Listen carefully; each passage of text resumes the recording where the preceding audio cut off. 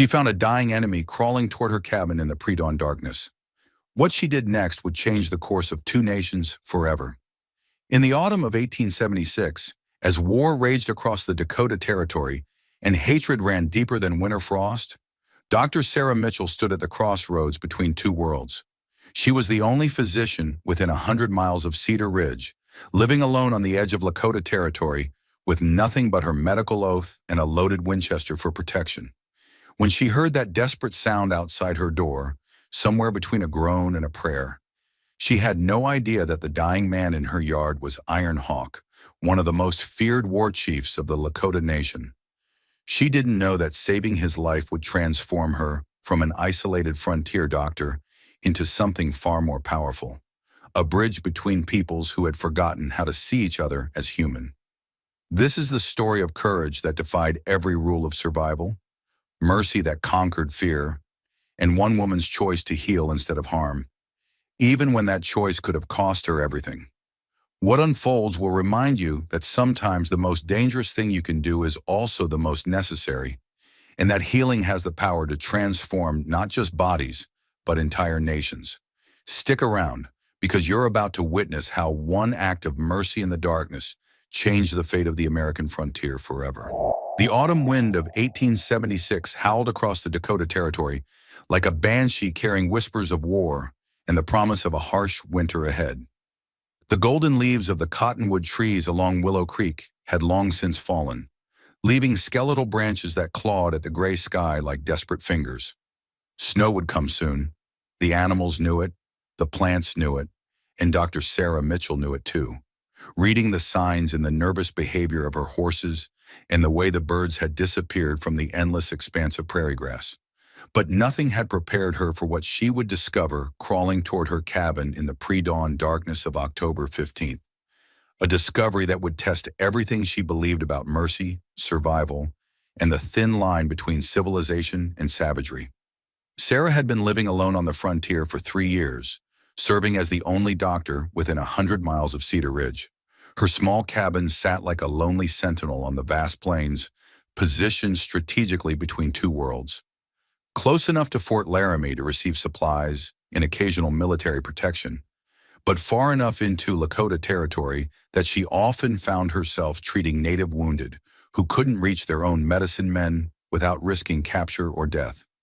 It was a dangerous balance that had kept her alive through careful neutrality and a reputation for healing anyone who came to her door, regardless of the color of their skin, the uniform they wore, or the enemies they had made. She was known among the soldiers as the Angel of Cedar Ridge, and among the Lakota as the White Woman Who Does Not Judge. Both descriptions were accurate, though neither told the whole story of why a trained physician from Boston had chosen to exile herself to one of the most dangerous corners of the American frontier. Sarah had come west after losing everything that mattered to her in a single devastating summer. Captain James Mitchell, her husband of 6 years, had been a dedicated Army surgeon stationed at the Philadelphia Naval Yard. Their daughter Emily Rose had been the light of their lives, a bright, curious child with her father's gentle nature and her mother's stubborn determination. When the cholera epidemic swept through the city in the summer of 1873, Sarah had worked tirelessly alongside her husband, treating the endless stream of victims who flooded their hospital. But medical knowledge meant nothing when the disease came for their own family. Emily had fallen ill on a Tuesday morning, complaining of stomach pain and fever.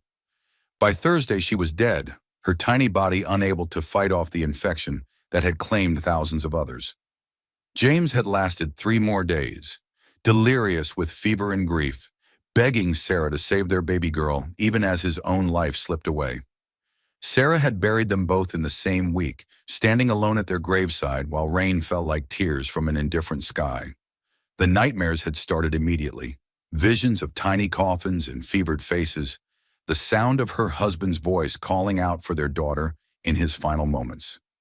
Sleep became impossible, work became meaningless, and the bustling city that had once been home felt like a prison built from painful memories. So she had fled west, seeking the kind of isolation that only the frontier could provide, hoping that helping others heal might somehow fill the void where her family used to be.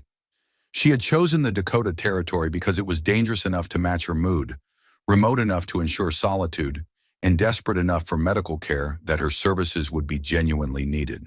The cabin she had built was modest but well constructed, designed by a woman who understood that survival on the frontier depended on careful planning and constant vigilance.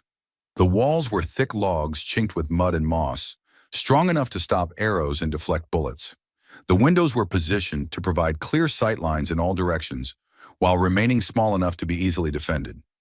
A root cellar beneath the floor held medical supplies and food stores, while a hidden compartment behind the fireplace contained emergency ammunition and gold coins for bribes or emergency travel. Her medical practice had grown slowly but steadily. Word spread across the territory that there was a skilled doctor at Cedar Ridge who asked no questions and accepted payment in whatever form people could offer. Cash from Army officers, trade goods from settlers, handmade items from native patients who had no money but possessed incredible skill with leather and beadwork. She had delivered babies in Army barracks and native lodges, set broken bones for cowboys and warriors, and treated gunshot wounds without asking whether the bullet had come from an enemy or a friend. The delicate balance she maintained required constant vigilance and careful diplomacy. When treating wounded soldiers, she never asked about military operations or troop movements. When healing injured Lakota, she never inquired about war party plans or sacred ceremonies. She was like a priest taking confession, present to ease suffering, not to judge or report on what she witnessed. But that careful neutrality was about to be shattered by a wounded warrior with an arrow in his back and blood on his hands. The sound that woke Sarah from her restless sleep wasn't quite human. Somewhere between a groan and a growl, carried on the October wind that rattled her cabin windows with the fury of an approaching storm. She had been dreaming about Emily again, reliving that terrible morning when fever had taken her daughter's bright eyes and replaced them with the glassy stare of approaching death. In her dream, she had been holding Emily's small hand, feeling the life drain away through her fingers, while her husband's voice called desperately from another room. For a moment, as consciousness slowly returned, Sarah thought the sound was part of the nightmare, an echo of her own grief made manifest in the darkness. But when it came again, closer this time, and definitely real, she bolted upright and reached for the loaded Winchester rifle she kept beside her bed. 3 years of frontier living had taught her that unusual sounds in the pre-dawn hours usually meant trouble was coming to call. Trouble in the Dakota Territory came in many forms. Renegade soldiers looking to settle scores away from military discipline, desperate outlaws fleeing posses and willing to kill for supplies, wild animals driven to dangerous boldness by hunger or disease, or war parties on the hunt for scalps and glory. The sound came a third time, and now she could tell it was coming from just outside her front door. Sarah pulled on her boots and heavy wool coat, checked the rifle's action with the practiced efficiency of someone who had learned that hesitation could mean death, and crept to the window that provided the best view of her front yard. What she saw in the pale moonlight made her blood run cold, and her medical instincts roar to life simultaneously. A man was crawling across her yard, leaving a dark trail in the frost-covered grass that gleamed black in the silver light. Even from this distance, she could see the fletching of an arrow protruding from between his shoulder blades, angled downward in a way that suggested the weapon had been fired from horseback during a running battle. The way he moved, slow, agonized but grimly determined, told her he was still very much alive and probably very close to not being so. Sarah's medical training warred with her survival instincts in a battle that had become depressingly familiar over the past 3 years. Every rational part of her mind screamed warnings about ambushes and war parties using wounded men as bait to lure unsuspecting settlers into carefully planned traps. She had heard the stories, had treated survivors who bore the physical and emotional scars of such deceptions. The smart thing to do would be to stay inside, bar the door, and wait for morning to see if the man was still alive, or if he had friends waiting in the darkness. But the part of her that had taken the Hippocratic oath, that had dedicated her life to preserving and protecting human existence, wouldn't let her watch a fellow human being die on her doorstep. That oath had been the only thing that kept her sane during those terrible weeks after her family's death. the only anchor that prevented her from following them into whatever darkness waited beyond life. Sarah opened the door and stepped onto her covered porch, rifle ready but not quite aimed. The night air hit her like a physical blow, carrying the scent of approaching snow and the metallic smell of blood. In the distance, a wolf howled, a lonely, mournful sound that seemed to echo her own isolation. The primitive fear that all humans carried in their bones, the knowledge that they were not the apex predators they pretended to be, crawled up her spine like ice water. "I'm armed," she called out in English, her voice carrying clearly across the frosty air. Then she repeated the warning in the limited Lakota she'd picked up from her native patients over the years. "Mazakan Yawa, I have a gun." The man stopped crawling and raised his head with obvious effort. In the moonlight, Sarah could see he was Lakota, probably in his 30s, with the build of a warrior and traditional braids that had come loose during whatever violence had put an arrow in his back. His face was painted for war, though the paint was now smeared and faded, and his clothing marked him as someone of importance within his tribe. The intricate beadwork on his shirt caught the moonlight, revealing patterns that spoke of high rank and sacred significance. His weapons, what she could see of them, were of exceptional quality, decorated with symbols that suggested spiritual as well as military authority. This was not just any warrior who had stumbled into her yard. This was someone whose absence would be noticed, whose death or survival could have consequences far beyond one man's fate. But what struck her most was his eyes, dark, intelligent, and filled with a pain that went deeper than physical wounds. These were the eyes of a man who had seen too much death, had been forced to make choices that would haunt him for whatever remained of his life. They were eyes she recognized because she saw them in her own mirror every morning. "Help," he said in heavily accented English, the word barely a whisper carried on the wind. "Please." That single word, spoken with such desperate vulnerability, shattered the last of Sarah's hesitation. She had treated enough arrow wounds to recognize the signs of internal bleeding, the particular way a man moved when death was stalking him with patient inevitability. The shaft protruding from his back was buried deep, probably piercing vital organs, and the dark stain spreading across his buckskin shirt told her he'd been bleeding internally for hours. If she was going to help him, it had to be now, within the next few minutes, or it would be too late. The journey from her porch to where he lay felt like crossing a chasm between worlds. With each step, Sarah moved further from the safety of her careful neutrality and closer to a choice that could change everything. When she knelt beside him in the frost-covered grass, she could hear his labored breathing and see the way his eyes struggled to focus on her face. "What's your name?" she asked in English, then tried again in her limited Lakota. "Tuwe Hantu Chi Yo."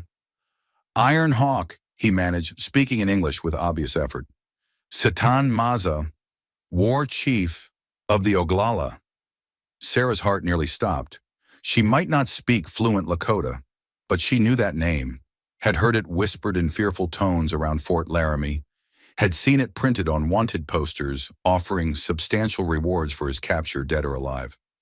Iron Hawk was one of Crazy Horse's most trusted war leaders, a man whose tactical brilliance had made him a legend among his own people and a nightmare among their enemies. He was responsible for a dozen successful raids against military patrols and civilian settlements, a ghost who struck without warning and vanished like smoke into the endless prairie. The bounty on his head was substantial, enough to keep her comfortable for years, enough to buy passage back to civilization, and a new start far from the harsh realities of frontier life. All she had to do was let him die where he lay, then ride to Fort Laramie in the morning to collect her reward. But as she looked down at his pain-racked face, watching him struggle for each breath, all she could see was a dying man who needed her help. "Can you walk?" she asked. Iron Hawk tried to push himself up, made it perhaps 6 inches before collapsing back to the ground with a barely suppressed cry of agony. "Cannot move," he whispered. Getting him onto her examination table was an ordeal that left Sarah's back aching and her arms trembling with exhaustion.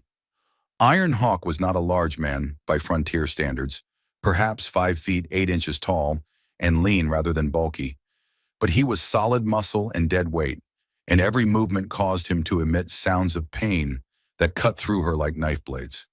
She half carried, half dragged him across her yard and through her front door, pausing every few feet to rest and check that he was still breathing. By the time she managed to get him positioned on the sturdy wooden table in her surgery, both of them were breathing hard and covered in sweat despite the cold. The arrow had entered at an angle, probably fired from horseback during a running battle, angling dangerously close to his heart. Sarah carefully cut away his shirt and examined the wound in the light of her oil lamps. The iron arrowhead was barbed, designed to stay put once it hit its target, which meant that simply pulling it out would cause massive internal damage and almost certain death. She would have to cut it out, following the shaft's path through layers of muscle and tissue while trying not to destroy anything vital in the process. It was delicate work under the best of circumstances, in a fully equipped hospital with trained assistants and proper surgical instruments. Here in her isolated cabin with nothing but her basic field surgery kit, it bordered on the impossible. "This is going to hurt," she told him as she prepared her instruments, laying them out on a clean towel with the methodical precision that had been drilled into her during her medical training. "A lot." Ironhawk managed what might have been a smile, though it was more of a grimace. "Everything hurts already." Sarah began by cleaning the wound area with carbolic acid, watching Ironhawk's face as the antiseptic burned into torn flesh.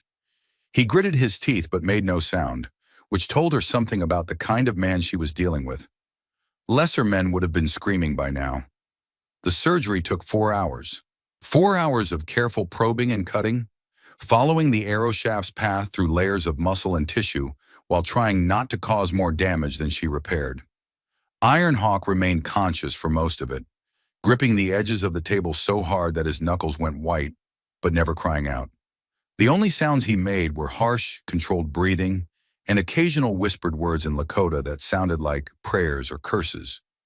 Sarah worked by the light of 3 oil lamps, her hands steady despite the knowledge that one wrong move could kill the man on her table. The arrowhead had passed between 2 ribs, puncturing his left lung and nicking an artery before coming to rest against his shoulder blade. Removing it required enlarging the wound channel and carefully manipulating the barbed point past the bone without causing additional damage to surrounding tissue. When she finally pulled the iron arrowhead from his chest and dropped it into a metal pan with a sound like a bell tolling, his pulse was weak but steady, his breathing shallow but regular. She cleaned the wound channel thoroughly with carbolic acid, packed it with clean cotton to control bleeding, and stitched it closed with precise sutures that her medical school professors would have been proud of. As the first light of dawn began to creep through her windows, Sarah allowed herself to believe that maybe she'd saved another life. She bandaged his entire torso with strips of clean linen, checked his pulse one more time, and covered him with her best quilt. Ironhawk had lost consciousness during the final stages of the surgery, his body finally surrendering to exhaustion and blood loss. But even as she watched his chest rise and fall in the steady rhythm of deep sleep, Sarah couldn't shake the feeling that saving this particular man's life was going to complicate hers in ways she couldn't yet imagine. Outside, the wind had died down to a whisper, and in the distance she could hear the sounds of the frontier awakening, birds calling from the cottonwood trees along the creek, the distant lowing of cattle from a ranch miles away, the whistle of a train carrying supplies and settlers deeper into what had once been exclusively native land. But inside her small cabin, time seemed suspended as she sat in her rocking chair beside the examination table, keeping vigil over a man who was supposed to be her enemy.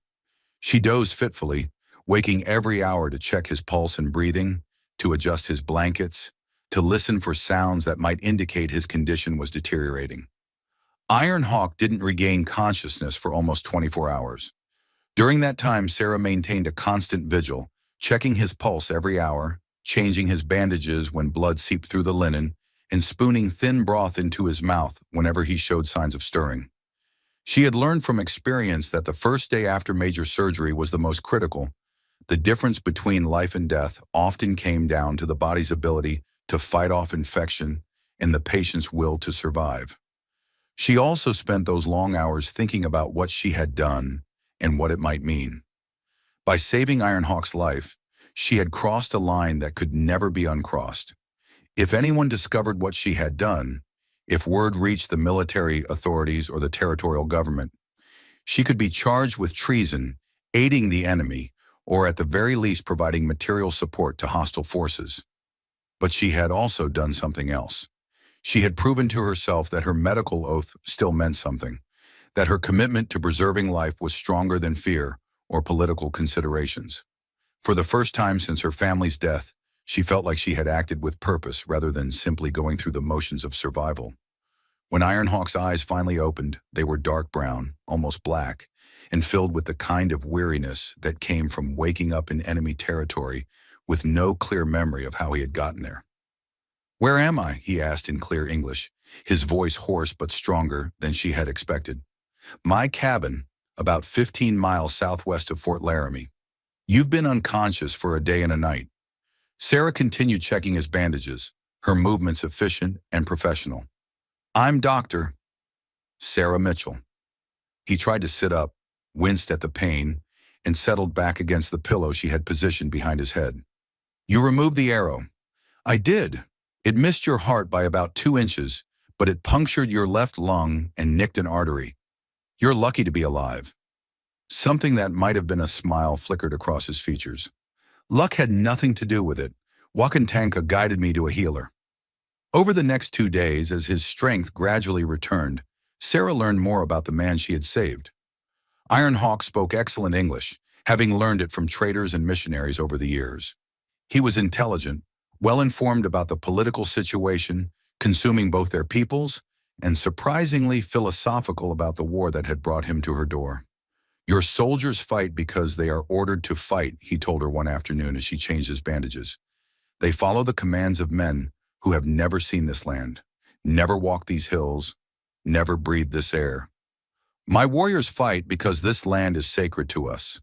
The bones of our ancestors rest here. Their spirits walk these valleys. How can a man sell the graves of his fathers?" Sarah could see from his jewelry, his weapons, and the quality of his clothing that he wasn't just any warrior. The intricate beadwork on his shirt told stories of victories in battle and visions received in sacred ceremonies. The sacred symbols carved into his knife handle spoke of spiritual authority as well as military rank. The eagle feathers in his hair were earned through acts of courage that had been witnessed and validated by his peers. "You're not just a war chief," she said. It wasn't a question.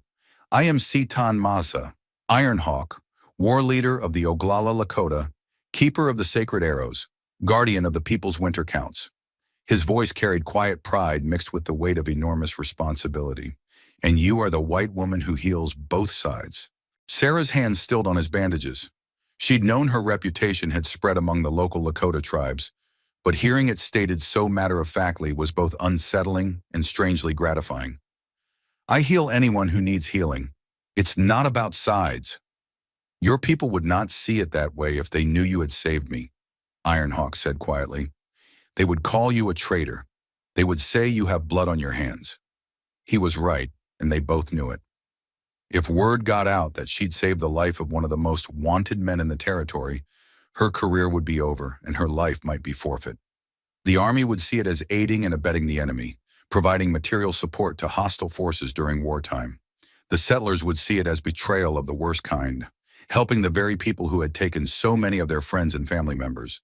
But as Sarah looked into Ironhawk's dark eyes, she found she didn't care what anyone else might think. She had acted according to her conscience and her professional oath, and she would face whatever consequences that choice might bring. By the 3rd day, Ironhawk was strong enough to walk around the cabin, though Sarah could see it cost him considerable effort. His wound was healing cleanly, better than she had dared to hope, and by her estimation, he'd be ready to travel within another day or 2. But with that realization came the knowledge that their strange sanctuary was about to end.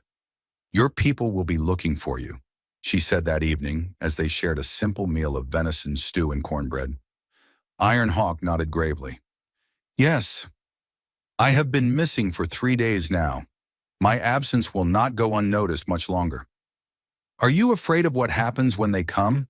he asked, meeting her eyes across the table. Sarah considered the question honestly. She should be terrified. A lone white woman who had sheltered one of the most feared war chiefs in the territory, whose very presence could be seen as an act of war. But strangely, she felt more curious than afraid. Should I be? For the first time since she'd known him, Ironhawk smiled fully. Not the grim expression of a man managing pain, but genuine warmth that transformed his entire face. That depends on what you believe about my people. Do you think we are the savages your newspapers describe? Sarah thought about the respectful way he'd spoken to her from the moment he regained consciousness. The gratitude he'd shown for her care, the intelligence and dignity she'd seen in everything he said and did. She thought about the careful way he moved around her cabin, never touching anything without permission, never taking advantage of her vulnerability.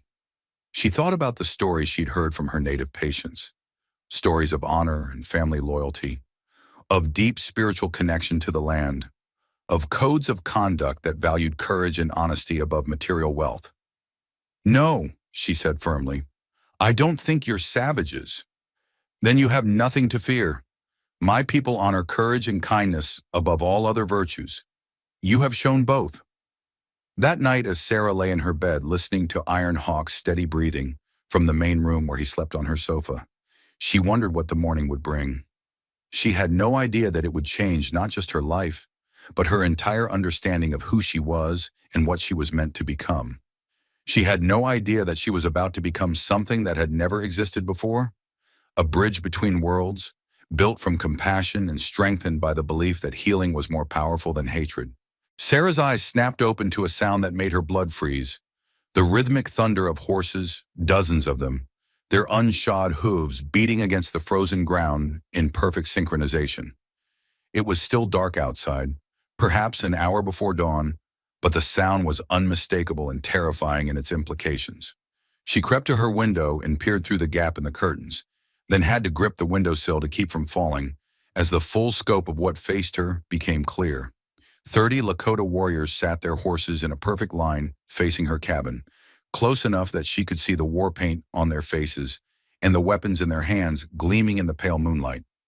They weren't positioned for attack. Instead, they waited with the disciplined patience of professional soldiers, arranged in a formation that spoke of careful planning and absolute confidence in their own power. At their center sat a figure that made Sarah's heart skip a beat. Even without formal regalia, she recognized him from descriptions she'd heard whispered around Fort Laramie with a mixture of respect and terror. Crazy Horse himself, the most feared war leader of the Lakota Nation. He was younger than she'd expected, perhaps 35, with shoulder-length black hair and features that seemed carved from stone. But there was an aura of controlled violence about him that made the air itself seem charged with electricity. "They have come," Ironhawk said quietly from behind her. Sarah turned to find him standing beside her examination table, fully dressed despite the fact that he should still be too weak for such exertion.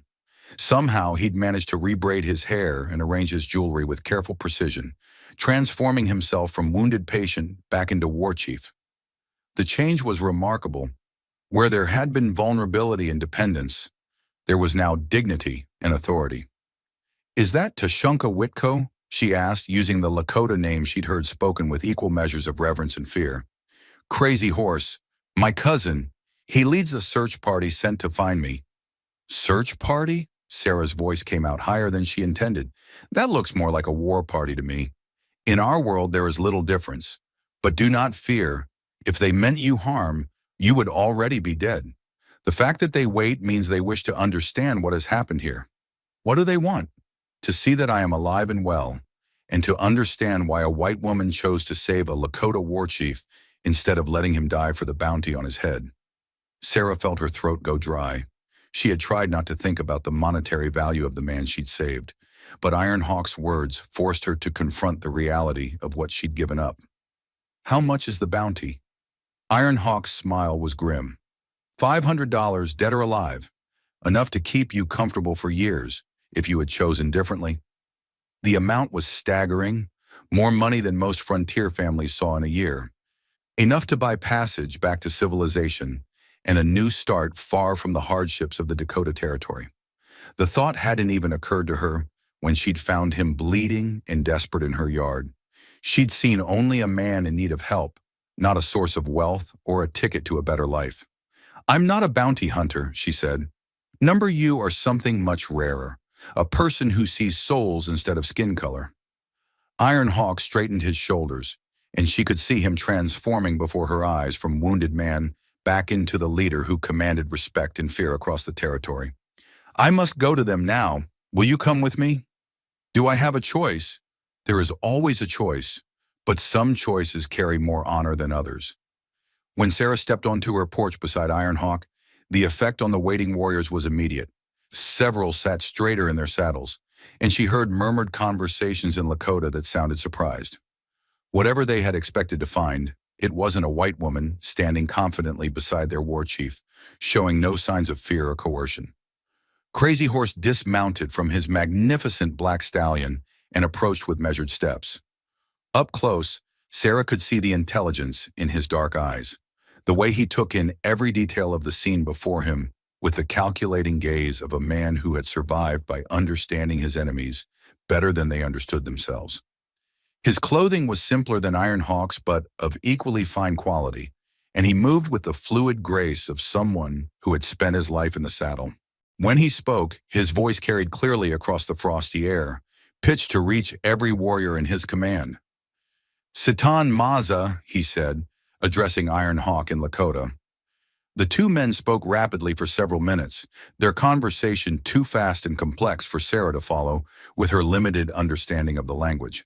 She caught occasional words, healer, white woman, sacred, but the overall meaning escaped her.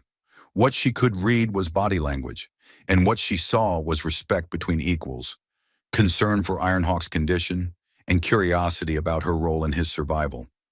Finally, Crazy Horse turned his attention to her, studying her face with an intensity that made Sarah feel like he was reading her thoughts and weighing her soul. You are the healer, he said in accented but clear English. I am Dr. Sarah Mitchell. You saved my cousin's life. I did what any doctor would do. Something that might have been amusement flickered in Crazy Horse's dark eyes. Number, you did what any healer would do. There is a difference. He stepped closer, close enough that Sarah could see the old scars on his hands and face, the marks of a man who had lived through countless battles. The urge to step back was almost overwhelming, but she forced herself to meet his gaze directly, drawing on reserves of courage she hadn't known she possessed. My cousin tells me you asked for nothing in return for your care, that you treated him with honor despite the danger to yourself. Why? This wasn't just curiosity. This was a test, and Sarah understood that her answer would determine not just her own fate, but potentially the relationship between her people and his. The wrong words could mean death, not just for her, but for any white settlers or soldiers who might encounter this war party in the future. Because he was hurt, and I'm a doctor. I took an oath to heal, not to judge who deserves healing and who doesn't. Crazy Horse nodded slowly, as if her answer confirmed something he'd suspected. You speak of oaths. My people also understand sacred promises. He gestured to his warriors who began to dismount and arrange themselves in a loose circle around the cabin. Sarah tensed, but their movements were careful and respectful, not threatening. They went about the business of setting up what looked like a temporary camp. Not the aggressive positioning of men preparing for battle, but the methodical preparations of people settling in for an extended stay. What's happening? Sarah asked. We are making camp. There are things that must be discussed, ceremonies that must be performed. You have created a debt that cannot be simply forgotten? Ironhawk moved to stand beside Sarah, close enough that she could feel the warmth radiating from his body. Among our people, saving a life creates bonds that last forever. You are no longer just a white woman who helped a wounded warrior. You are now part of something larger. What happened over the next several hours defied everything Sarah thought she knew about Lakota culture. The warriors didn't set up a war camp. Instead, they created something that looked more like a ceremonial gathering. Sacred items were unpacked and arranged with careful precision. Eagle feathers that caught the morning light like captured sunbeams. Carved pipes decorated with intricate symbols. Bundles wrapped in soft leather that seemed to pulse with spiritual significance. Around midday, a group of women arrived on horseback, their approach announced by the jingle of bells sewn into their clothing. They brought additional ceremonial items, and began preparing food that smelled unlike anything Sarah had ever encountered.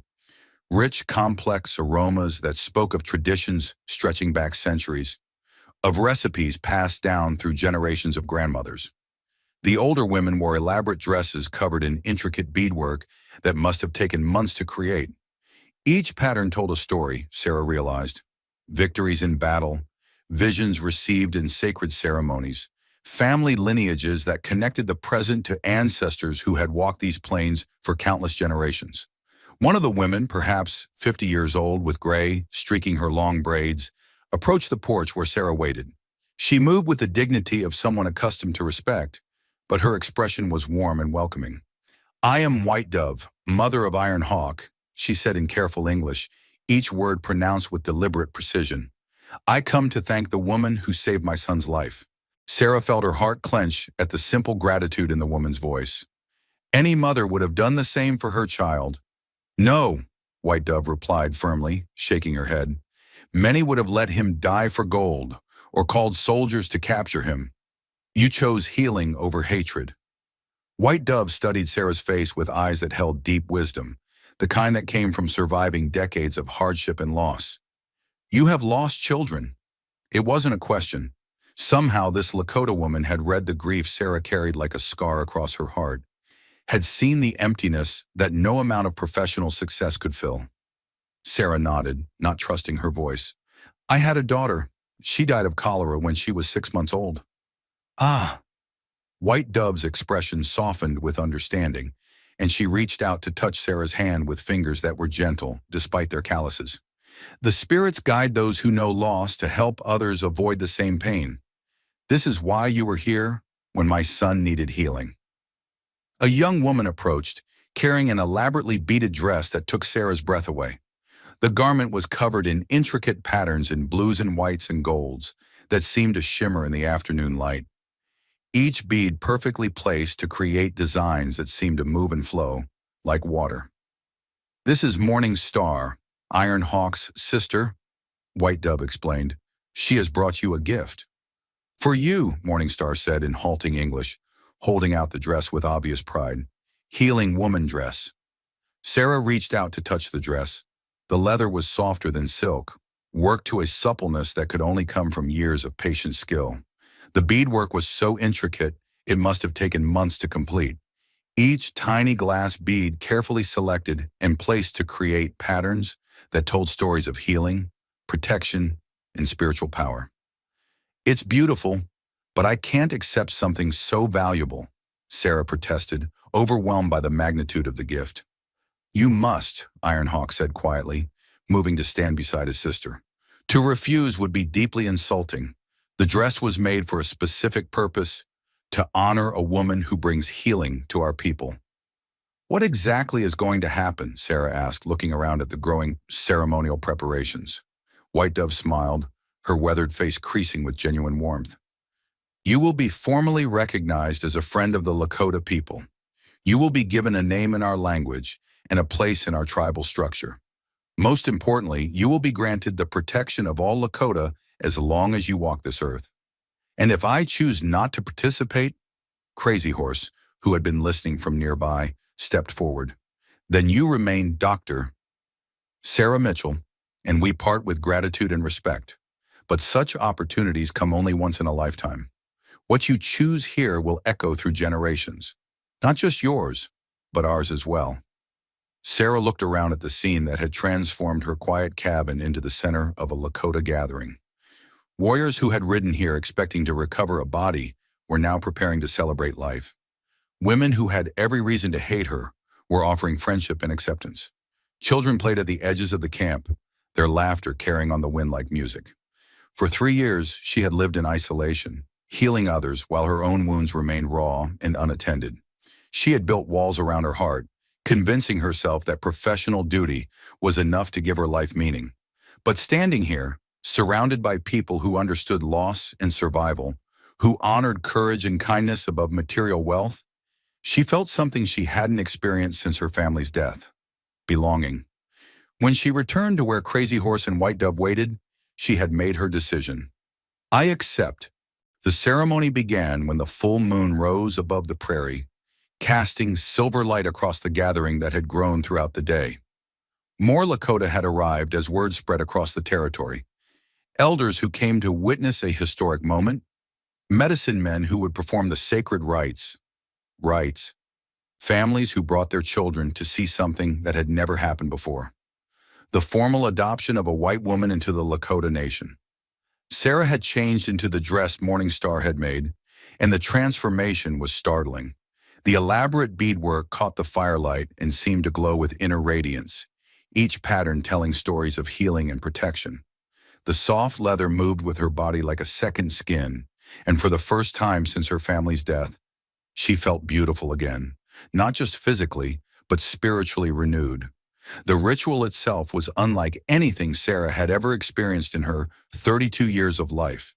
She was led to the center of the circle where the sacred fire burned, surrounded by warriors and elders who began chanting in harmony.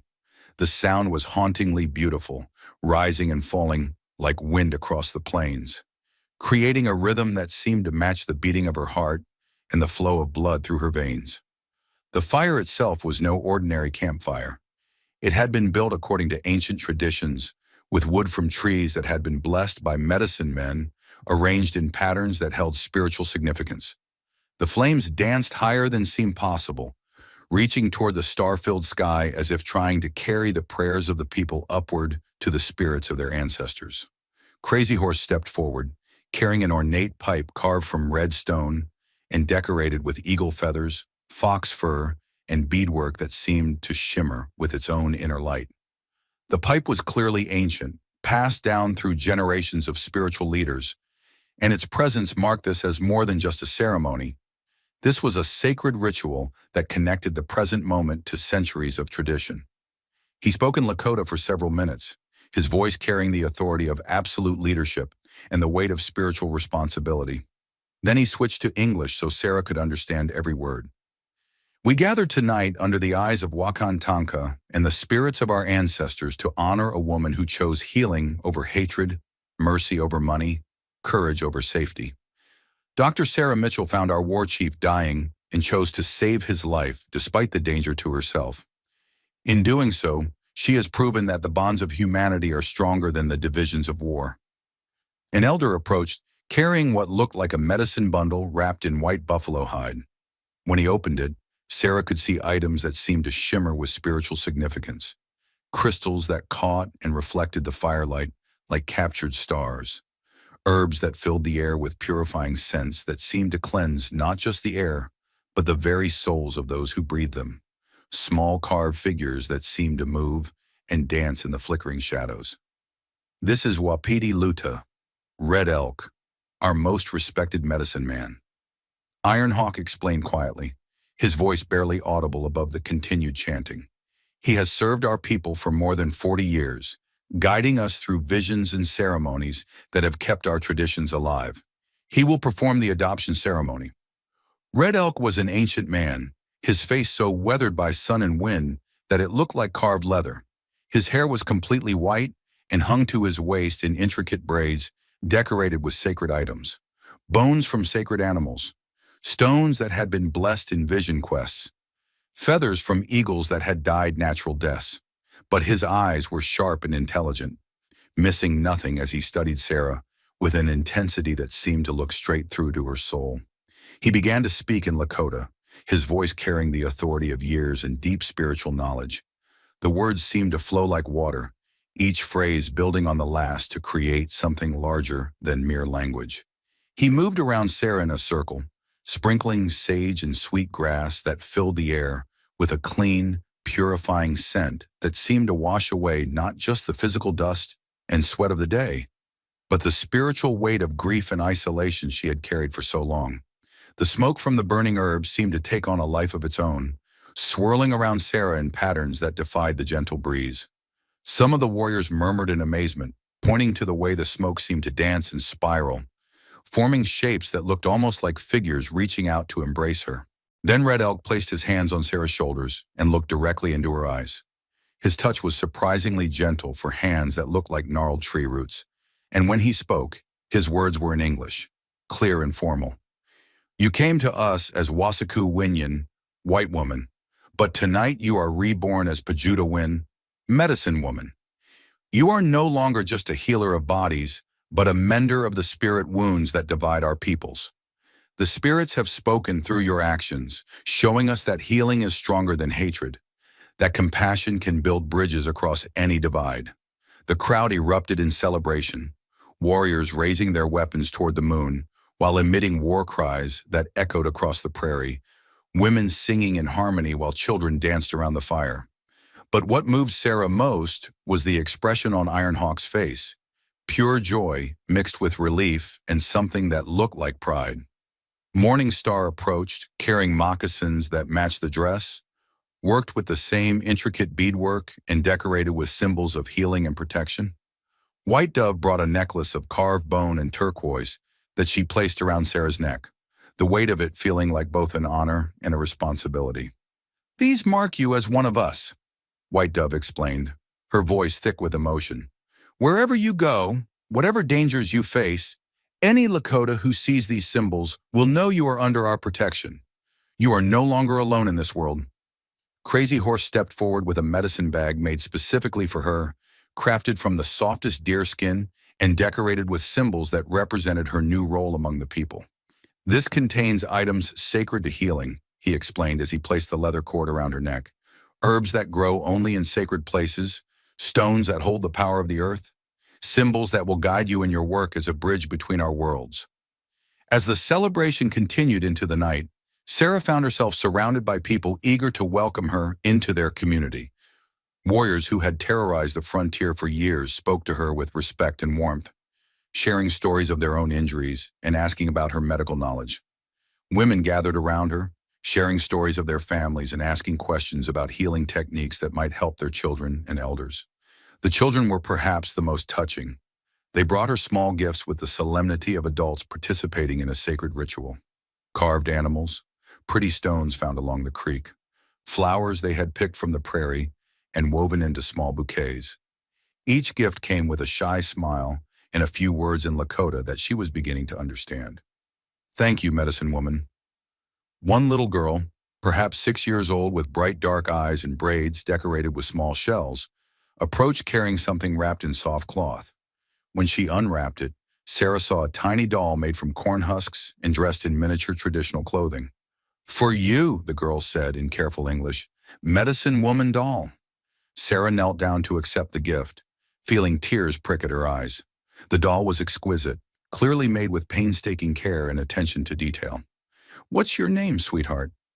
"Little Sparrow," the girl replied, then switched to Lakota to add something that made the nearby adults laugh. "She says you have kind eyes like her grandmother," White Dove translated. "She wants to know if you will teach her about white medicine to go with what she learns from our healers." Sarah looked into the little girl's bright face and saw her own daughter as she might have been if cholera hadn't taken her away.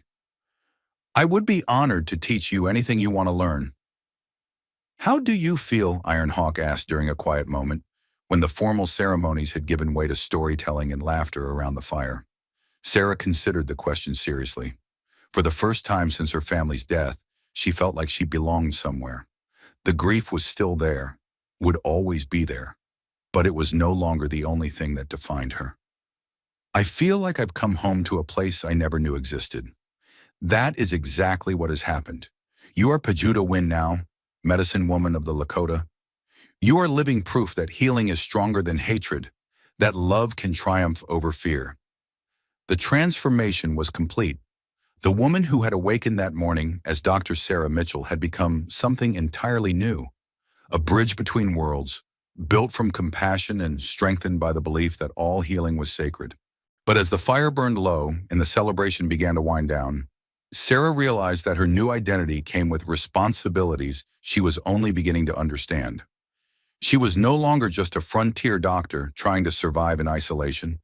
She was now Pajuta Win, Medicine Woman of the Lakota, and her choices would echo through both communities for generations to come. As the stars wheeled overhead in their ancient patterns, Sarah felt the weight of her new role settling on her shoulders like a sacred burden. But for the first time in 3 years, that weight felt like purpose rather than obligation, like hope rather than mere survival. She was no longer Dr. Sarah Mitchell, isolated frontier physician. She was Pahudawin, medicine woman of the Lakota, living proof that healing could triumph over hatred and that sometimes the most dangerous choice was also the most necessary one. Sarah woke on her first morning as Pahudawin to find that most of the ceremonial gathering had departed during the night, melting away into the prairie like morning mist. Only a small group remained, Crazy Horse and 4 of his most trusted warriors, plus Ironhawk's immediate family. The absence of the others felt strange after the overwhelming presence of the night before, but Sarah understood that the departure was as carefully orchestrated as everything else had been. When she stepped onto her porch, still wearing the ceremonial dress that marked her transformation, she found Crazy Horse waiting in the pale light of dawn. His expression was serious, almost somber, a stark contrast to the celebration of the previous night. "The celebration is over," he said without preamble.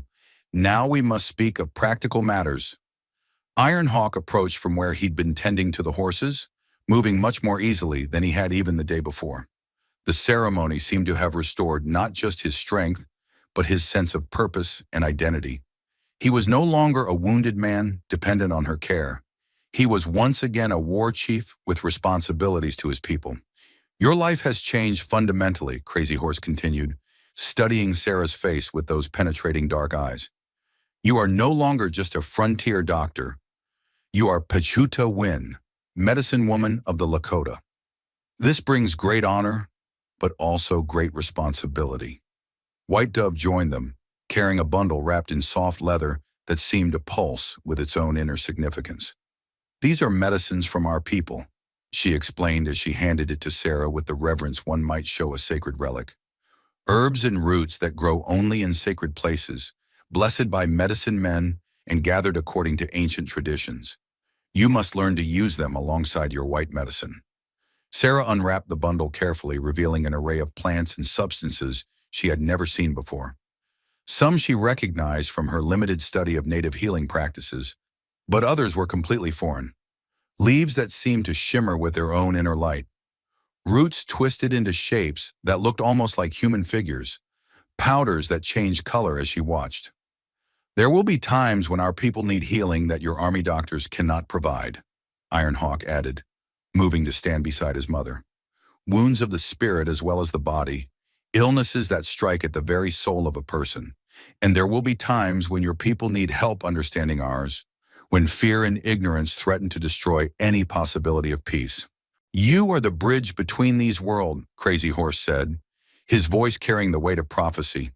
"What you do, how you live, the choices you make, all of this will determine whether that bridge grows stronger or crumbles into nothing."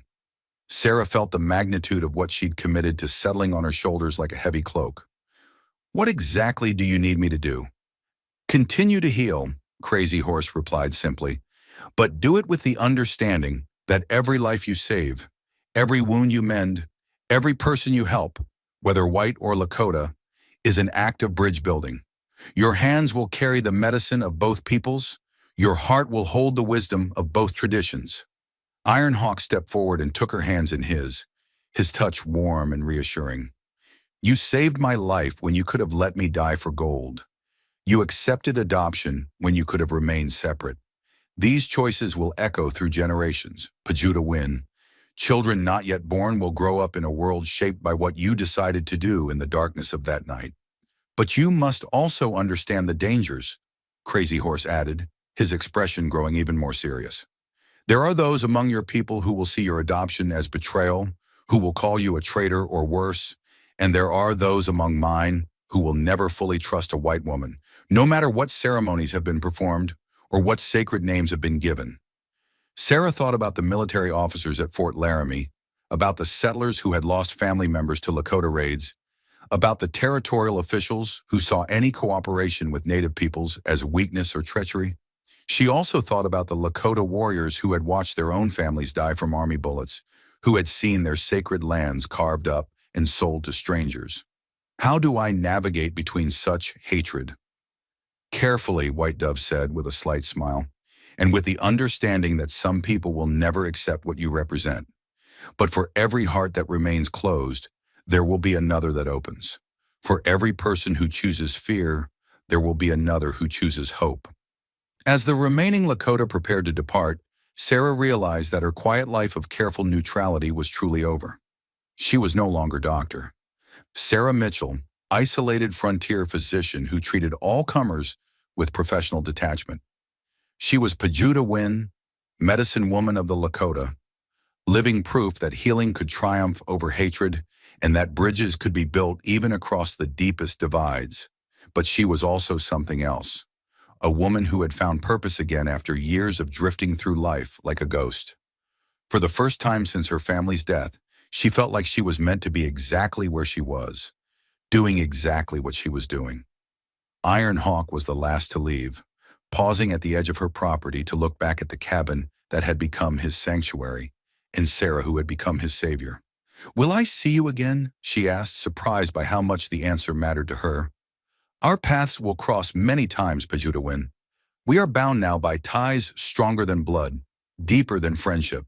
You are part of our people's story, and we are part of yours."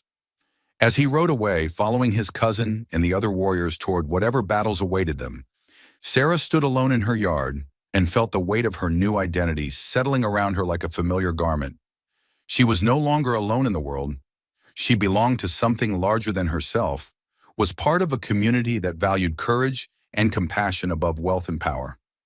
Over the following weeks, the changes in Sarah's life became increasingly apparent. Word of her adoption spread across the territory with the speed of wildfire, carried by travelers, traders, and the efficient network of gossip that connected even the most isolated frontier settlements. The reactions were exactly what Crazy Horse had predicted, wildly polarized and intensely emotional. Some saw her as a traitor who had betrayed her own race for the sake of savage approval. Others viewed her as a saint who had transcended the petty divisions of race and politics to embrace a higher calling.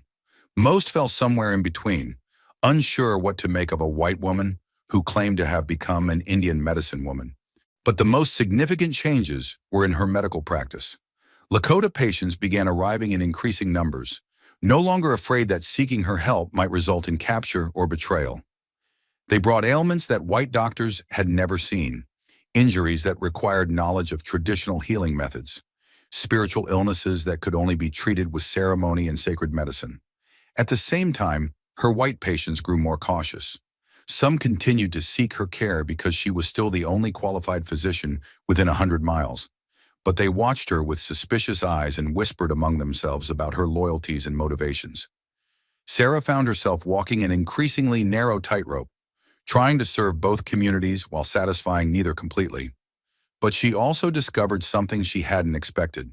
Combining traditional Lakota healing methods with Western medical knowledge created a more effective approach than either system alone. The sacred herbs White Dove had given her proved remarkably effective for treating certain conditions that had baffled her for years. Willow bark for pain relief, echinacea for boosting immune function, golden seal for fighting infection. Plants that generations of Lakota healers had used with remarkable success. More importantly, she began to understand the spiritual dimension of healing that Western medicine often ignored. The power of ceremony and community support in helping patients recover, the importance of treating the whole person rather than just symptoms, the wisdom of seeing illness as an imbalance that affected mind, body, and spirit simultaneously. Her cabin became a unique place on the frontier, a neutral ground where wounded from both sides could find healing without judgment. She treated Army officers with bullet wounds and Lakota warriors with arrow injuries, often in the same week. Settlers came seeking help for their sick children and found themselves learning about herbal remedies from the very people they had been taught to fear. One particularly memorable day, she found herself treating a cavalry sergeant who had been wounded in a skirmish with Lakota raiders, while simultaneously caring for a Lakota teenager who had been shot by soldiers during the same engagement. The two young men lay side by side on makeshift beds in her main room, too injured to pose any threat to each other, slowly recovering while learning that their supposed enemies were as human and vulnerable as themselves. "You really think this can work?" the sergeant asked one afternoon, gesturing weakly toward his Lakota roommate. "This whole idea of peace between our peoples?" Sarah, who was changing the bandages on both their wounds, paused to consider the question. "I think it has to work," she said finally. "The alternative is too terrible to contemplate. Endless war until one side or the other is completely destroyed." The Lakota teenager, who spoke excellent English despite his youth, nodded gravely. "My grandfather says that when the buffalo are gone and the white men fill all the land, our people will have to find a new way to live. Maybe that way includes learning from each other instead of only fighting."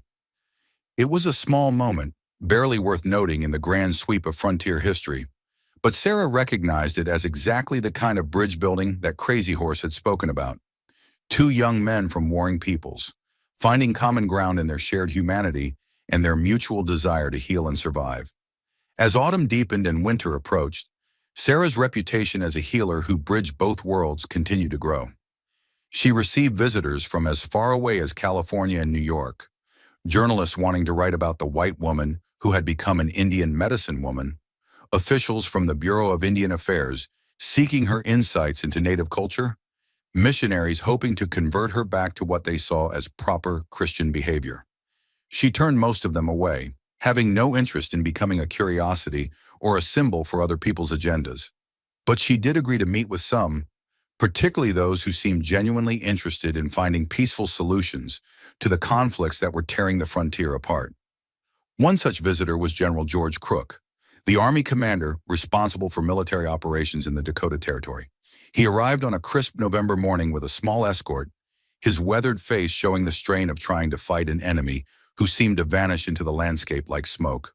"Dr. Mitchell," he said, removing his hat as he approached her porch. "Or should I say, Pajutawin? Either is fine, General. What brings you to my cabin?" Crook studied her for a moment, taking in the mix of traditional Lakota jewelry and practical frontier clothing that had become her signature style. "I'm told you have unique insights into Lakota thinking, that you've earned their trust in ways that few white people ever have. I try to see them as people rather than enemies, if that's what you mean." "That's exactly what I mean." Crook stepped closer, lowering his voice despite the absence of anyone else within earshot. "I'm tired of this war, Doctor Mitchell. Tired of sending good men to die for causes that seem increasingly pointless. But I don't know how to end it without either surrendering completely or committing genocide." Sarah felt a spark of hope at his words. "What do you want from me?"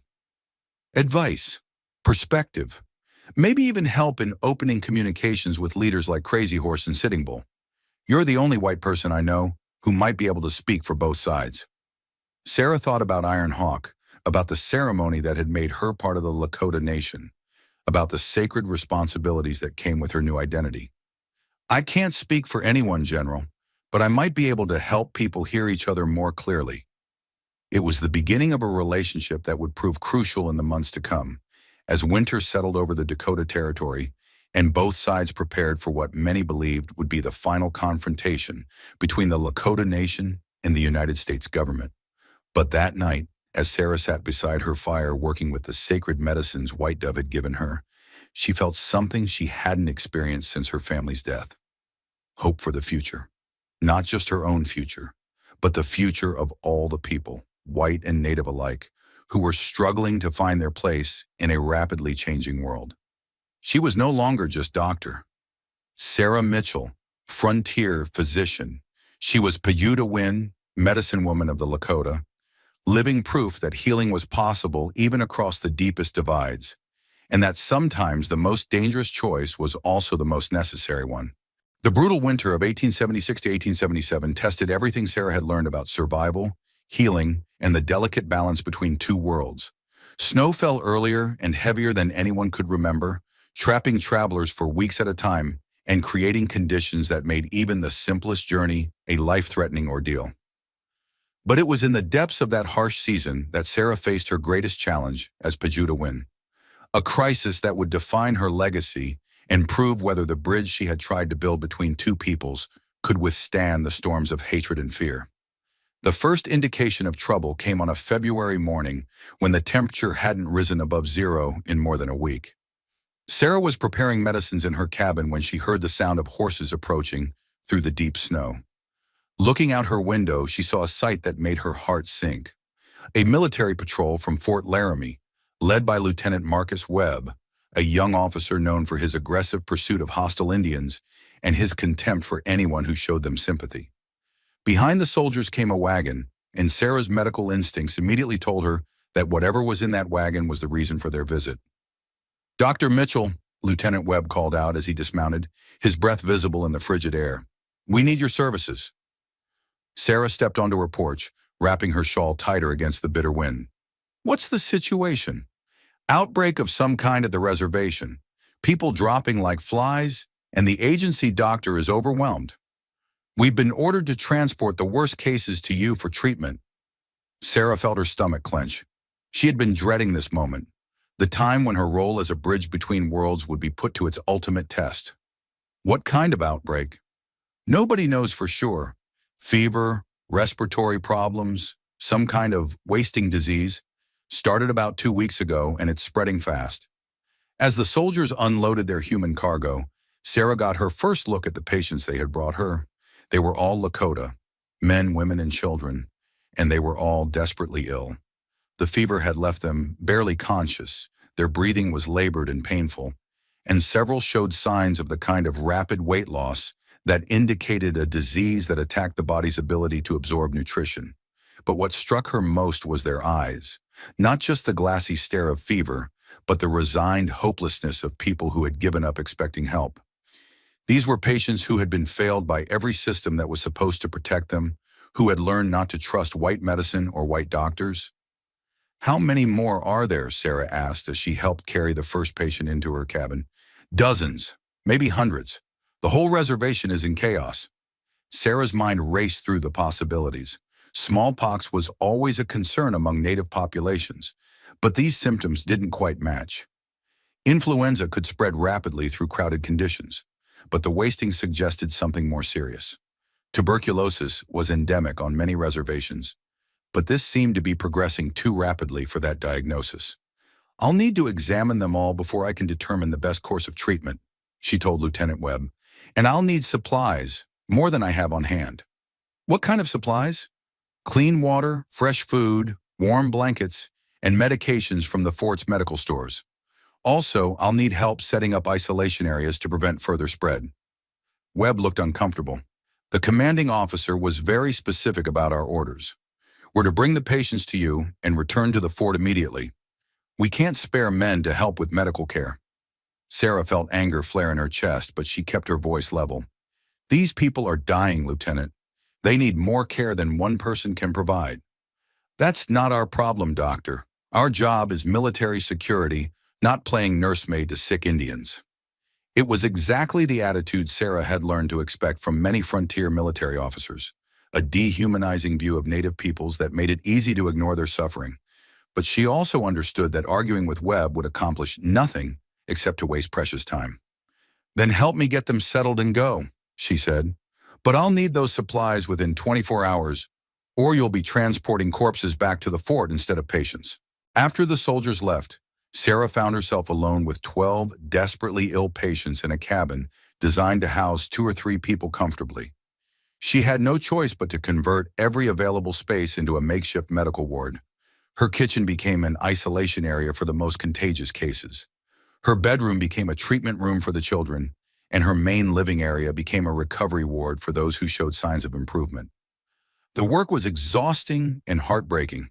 She moved from patient to patient, checking vital signs, administering what medications she had, and trying to make them as comfortable as possible while she figured out exactly what she was dealing with.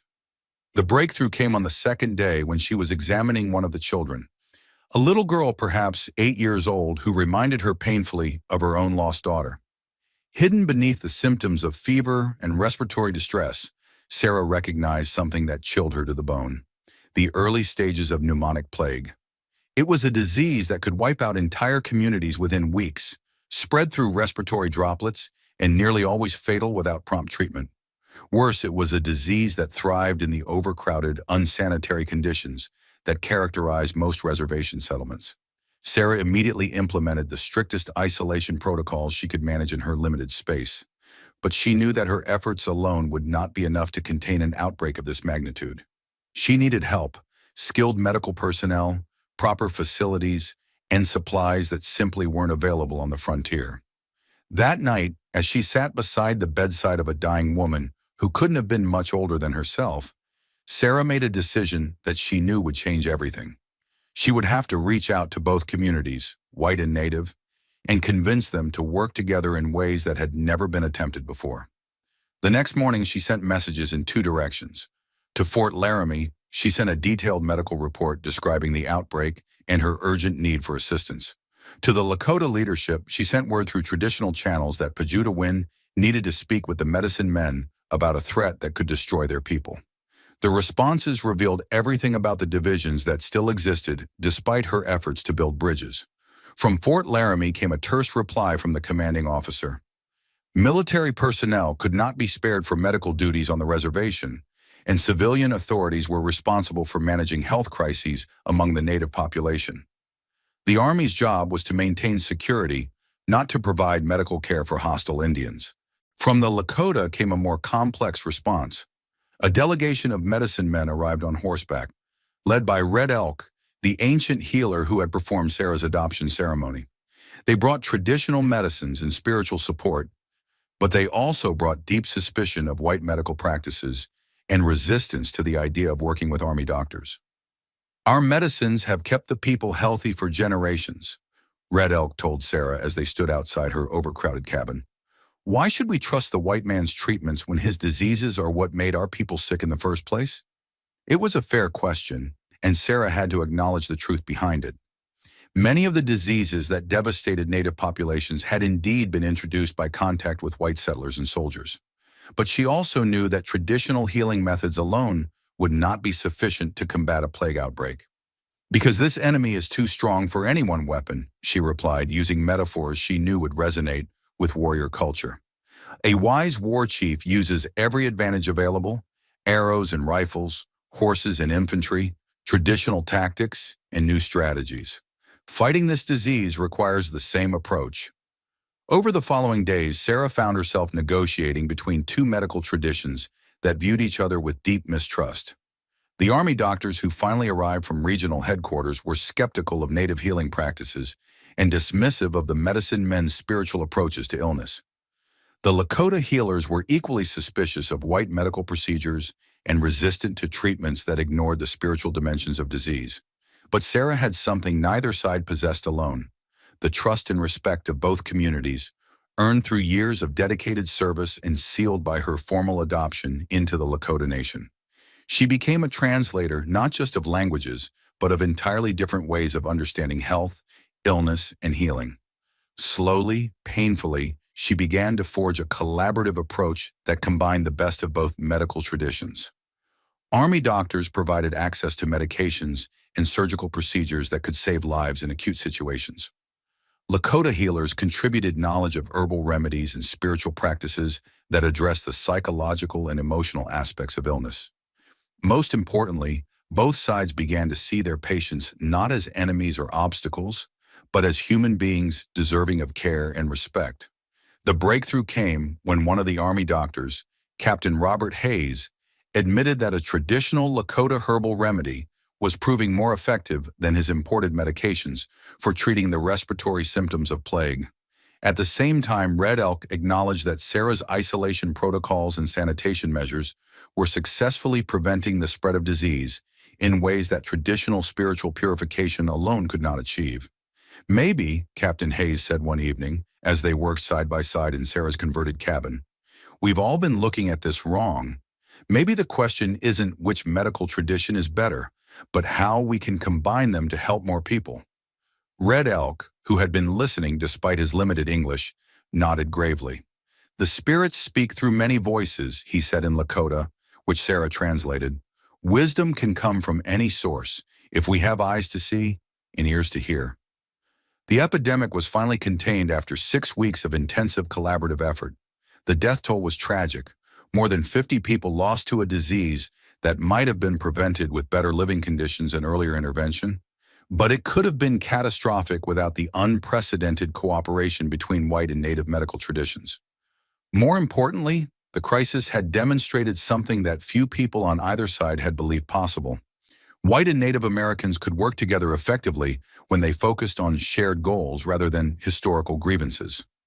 Word of the successful collaboration spread across the territory and beyond, carried by newspaper reports, military dispatches, and the efficient gossip networks that connected frontier communities. Sarah found herself at the center of a debate about the future of Indian policy, with some hailing her as a visionary who had found a path toward peaceful coexistence, while others denounced her as a naive idealist who was undermining legitimate military operations. But for Sarah herself, the most important outcome was personal. For the first time since her family's death, she felt like she was living up to the oath she had taken as a physician. She was not just treating symptoms or managing crises. She was helping to heal the deeper wounds that divided two peoples and prevented them from recognizing their shared humanity. One evening, as the last of the plague patients were preparing to return to their families, Iron Hawk arrived unexpectedly at her cabin. He had been away during the epidemic, leading a war party against army supply lines, but word of what had happened had reached him even in the field. "Pajuta Win," he said, using the formal address that emphasized her role as a medicine woman. "You have done something that warrior chiefs and peace negotiators have been unable to accomplish. You have shown both peoples that cooperation is not only possible, but necessary for survival." Sarah looked up from packing the last of her medical supplies, exhausted but oddly peaceful. "I just did what any doctor would do, whatever was necessary to save lives." "No," Ironhawk said firmly. "Any doctor would have treated the symptoms and sent the patients home. You treated the disease that divides our peoples. You proved that healing is stronger than hatred." He paused, studying her face in the lamplight. "There will be consequences. There are those on both sides who profit from conflict, who see cooperation as a threat to their power. Your actions have made you enemies as well as allies." Sarah nodded, understanding the truth of his words. She had already received threatening letters from settlers who accused her of betraying her own race, and word had reached her that some military officers were questioning her loyalty and discussing the possibility of charges against her for providing aid to enemy combatants. "But you have also created something new," Ironhawk continued, "a model for how our peoples might live together when the fighting ends. And it will end, Pajuta Win. The old ways of war and conquest are dying, whether we choose to acknowledge it or not. What you have built here may be the seed of a new way forward." As if to emphasize his point, Captain Hayes appeared in the doorway, having come to check on the last patients before their departure. The army doctor nodded respectfully to Ironhawk, a gesture that would have been unthinkable just weeks earlier. "Dr. Mitchell," Hayes said, "I wanted to thank you before we head back to the fort. What we accomplished here, it's going to change how I practice medicine for the rest of my career." "How so?" Hayes glanced at Ironhawk, then back to Sarah. "I've learned that healing isn't just about treating disease, it's about treating people. All people, regardless of race or politics. And I've learned that there's wisdom in traditions I was too arrogant to consider before." Ironhawk spoke quietly in Lakota, and Sarah translated, "He says that wisdom shared between peoples becomes stronger, like streams joining to form a mighty river." Hayes smiled, the first genuine expression of warmth Sarah had seen from him since their collaboration began.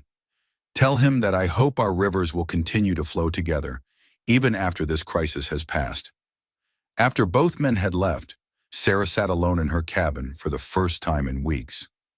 The space felt enormous without the crowded beds and constant activity of medical care, but it also felt different in ways that went beyond mere physical arrangement. Something fundamental had changed, not just in her life, but in her understanding of what was possible when people chose to see past their differences. She walked to the window and looked out at the prairie, where the snow was finally beginning to melt, and the first hints of spring were visible in the budding cottonwood trees along the creek. Somewhere out there, Lakota families were welcoming back loved ones who might have died without the unprecedented cooperation she had helped orchestrate. Somewhere else, Army doctors were returning to their posts with new knowledge and new respect for healing traditions they had previously dismissed. It wasn't much, perhaps, in the grand scheme of the conflicts that continued to tear the frontier apart, but it was something, a small victory for the belief that healing was stronger than hatred, that cooperation was possible even between peoples who had been taught to see each other as enemies.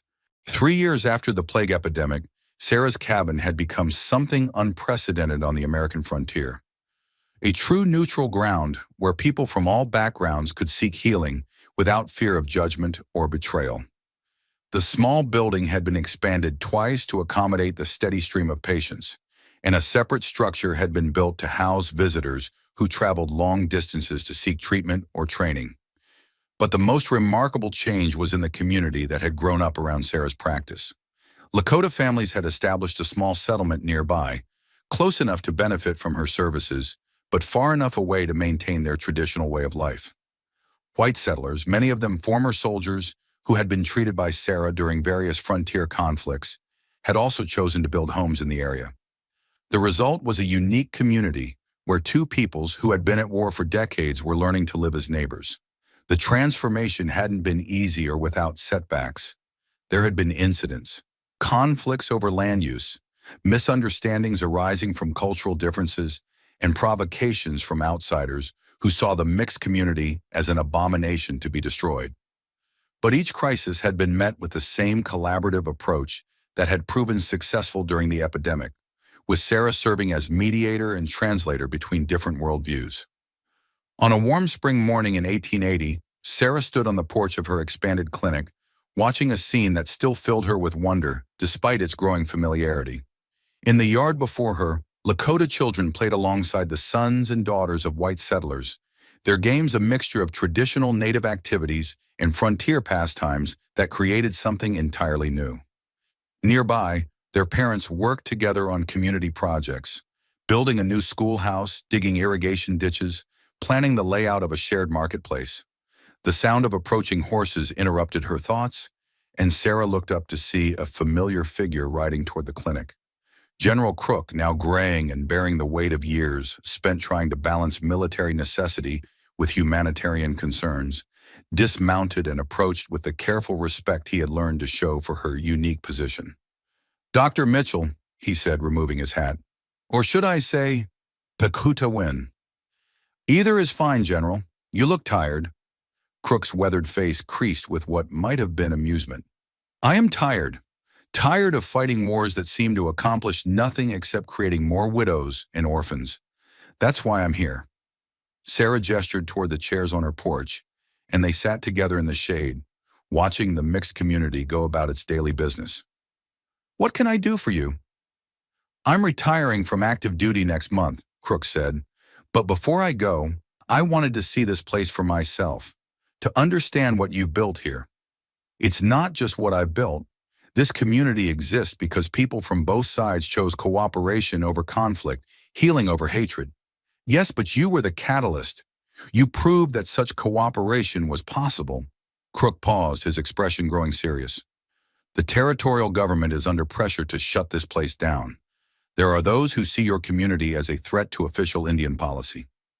Sarah felt a familiar chill of fear, but it was mixed with determination. "On what grounds?"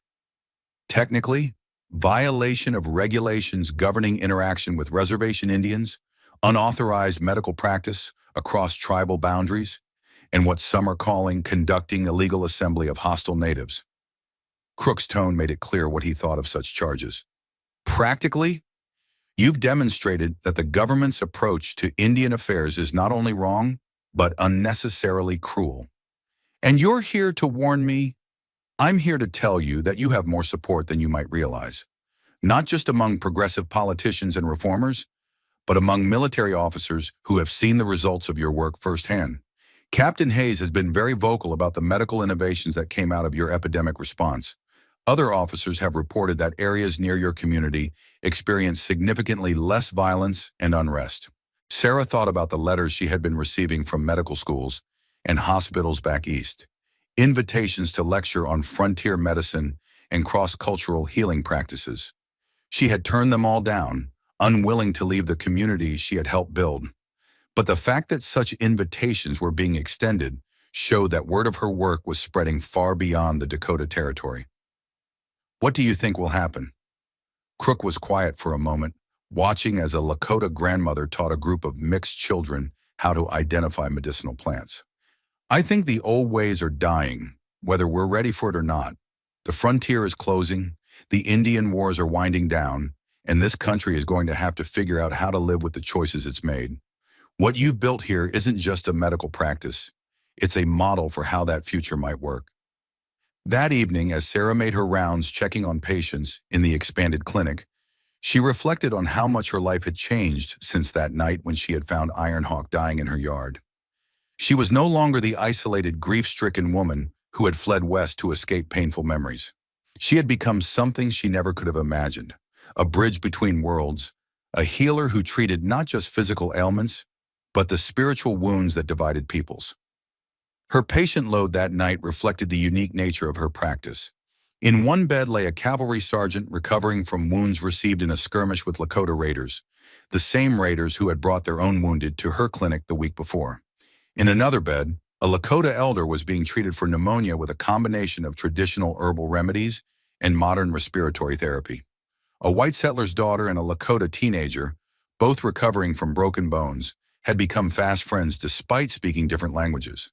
Each patient represented not just a medical case, but a small victory for the belief that healing could transcend the boundaries that politics and prejudice tried to impose.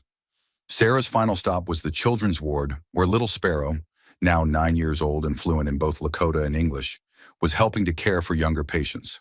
The girl had become Sarah's unofficial assistant and translator, showing remarkable aptitude for both traditional healing methods and modern medical techniques. "Pajuta win," Little Sparrow said, looking up from where she was reading a story to a group of children. "The new boy is scared. He doesn't understand why white children and Lakota children are in the same room." Sarah knelt beside the newcomer, a 6-year-old Lakota boy who had been brought in with a severe fever. His eyes were wide with confusion and fear as he watched white children playing quietly nearby. "What's his name?" Sarah asked. "Swift Hawk. His grandmother says he has never seen white people who weren't soldiers." Sarah smiled and spoke to the boy in Lakota, her fluency now nearly perfect after years of daily practice. "Tanyan Setanduzahan, Misun Sara Emakiapi, Pajuta Winnakun Emakiapi." The boy's expression softened slightly when he heard his own language, and Sarah continued speaking in gentle tones, explaining that this was a place where all children were safe, where healing was more important than the color of skin or the language spoken at home. Little Sparrow translated for the white children, who immediately began including Swift Hawk in their quiet games, offering him toys and treats with the unconscious generosity that seemed to come naturally to children who had grown up in the mixed community. "See?" Little Sparrow said to Swift Hawk in Lakota. "Here we are all just children who need to get better." As Sarah tucked the boy in for the night, she thought about the letter she had received that morning from Ironhawk, who was now serving as a liaison between the Army and various Lakota bands in the aftermath of the Indian Wars. He had written about the formal negotiations taking place, about the reservations being established, about the difficult transition his people faced as they adapted to a world that seemed to change more rapidly each year. But he had also written about hope, about young Lakota men and women who were learning to navigate both traditional and modern worlds, about white officials who were beginning to understand that cooperation was more effective than coercion, about the growing recognition that the model Sarah had created at her clinic might be applicable to larger questions of how different peoples could live together. "You planted a seed in the darkness of that night when you saved my life," he had written.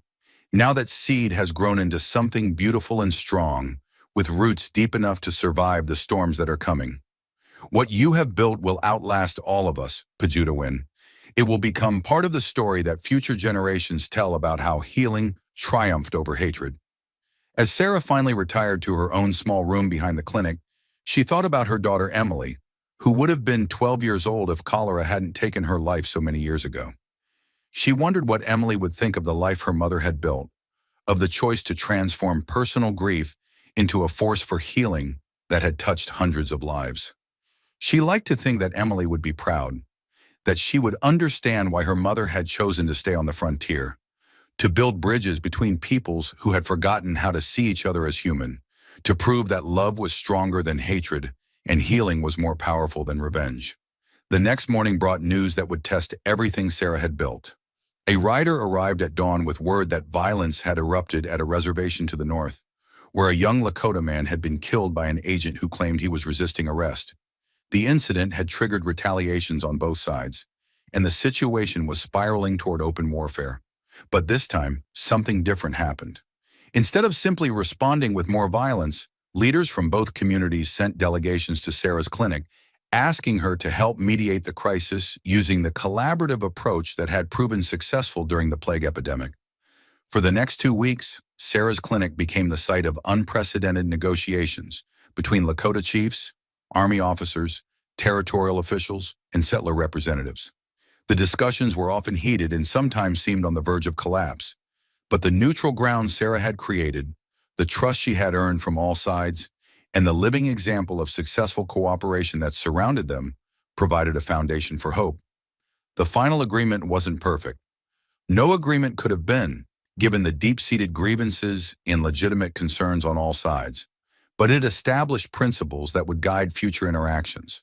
The use of neutral mediators in disputes, the inclusion of Native voices in decisions affecting their communities, and the commitment to seek collaborative solutions before resorting to violence. Most importantly, it demonstrated that the model Sarah had developed wasn't just applicable to medical emergencies, but to the broader challenges of building a society where different peoples could coexist with dignity and mutual respect.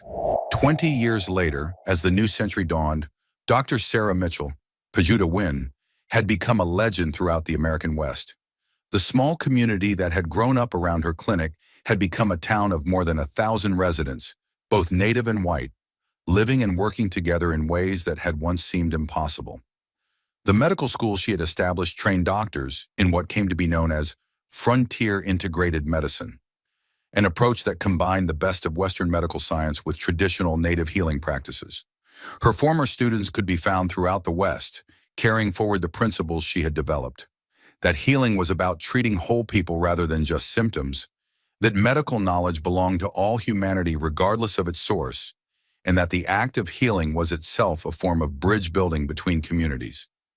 But perhaps her greatest legacy was in the children who had grown up in her community, young adults who saw cooperation across racial lines not as remarkable, but as normal.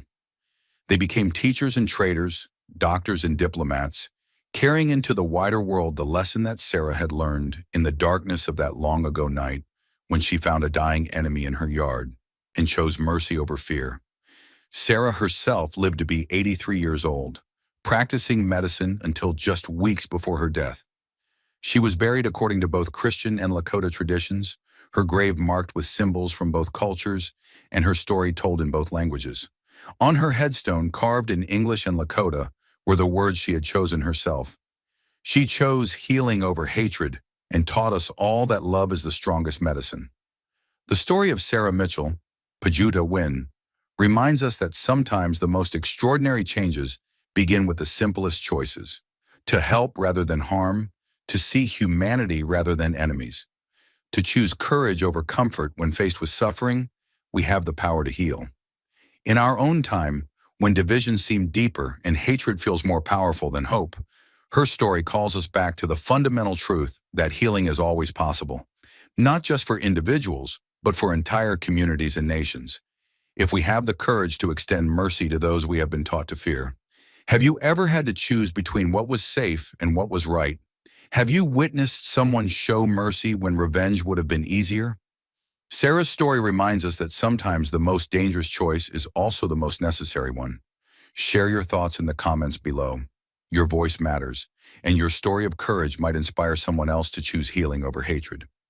If this story moved you, if it reminded you of the power that lies in seeing past our differences to the shared humanity that connects us all, please give it a like and share it with someone who needs to hear this message.